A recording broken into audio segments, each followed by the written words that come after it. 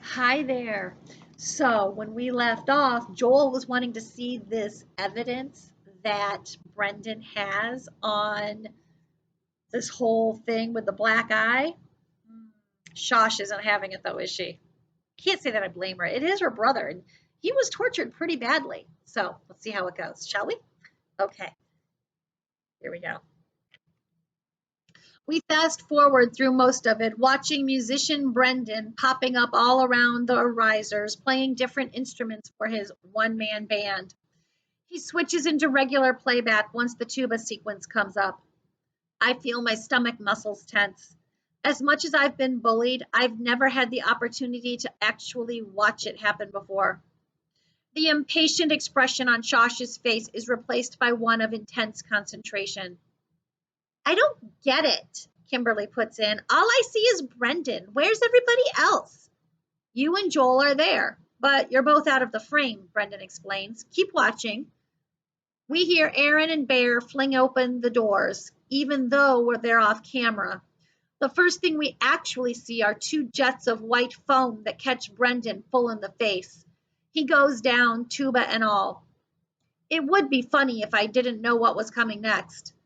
When the streams of foam change direction to target some target off screen to the right, I know I'm the one in the line of fire. There's a lot of yelling going on, and I hear my own voice in there with Brendan, Kimberly, and the two attackers. After a few more blasts of foam, Aaron and Bear step into the frame, appearing on the left side of the screen. The next part I remember all too well. Aaron and Bear are tossing instruments all over the place and trashing the band room. I try to take on Aaron, but he shoves me down into the foam. It's hard to watch, but not as hard as I thought it would be. That this is not who I am, I tell myself. It's just something that happened to me.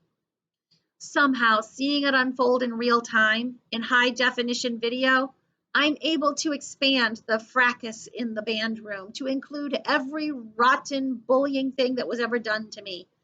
And here I am, alive, undamaged. Well, except my eye. I've been victimized, but I don't have to let that define me as a victim. I'm back, back at home, and back to myself. That's when Chase makes his appearance on the computer screen. He seems totally stunned by what he finds, even when Bear thrusts a fire extinguisher into his arms. I sit forward eagerly because that's my fire extinguisher, the one that's about to bash me in the eye. As I watch Chase and Bear struggle over the shiny metal cylinder, I tense, knowing it's coming any second.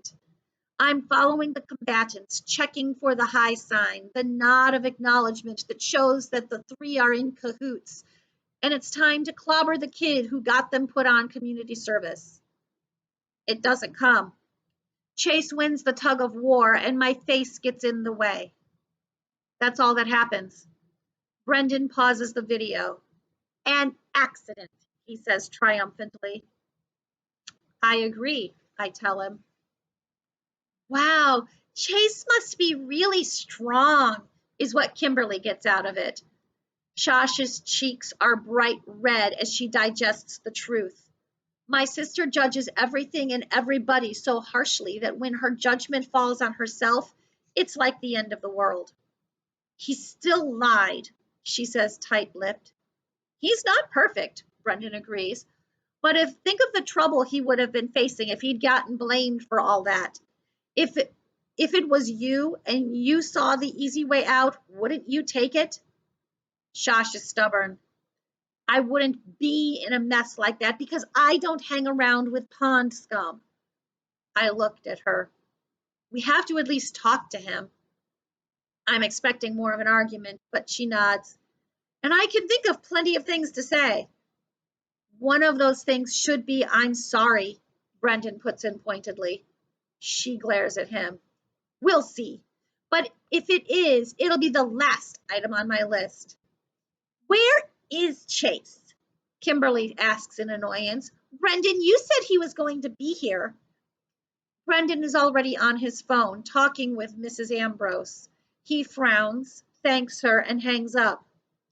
According to his mom, he's on his way to Portland Street. She said he was in a real hurry. Did he forget to come? I ask. Brendan shakes his head. He said he'd be here. He just texted a couple of hours ago. Shosh stands up. Let's go over to Portland Street. So, wonder what happens when they all confront Chase. And how's it going with Chase over at Portland Street? We'll find out next time. Well, maybe. The next chapter is from Aaron's point of view, so it might be a little bit. We'll see. I'll catch you next time. Have a great day.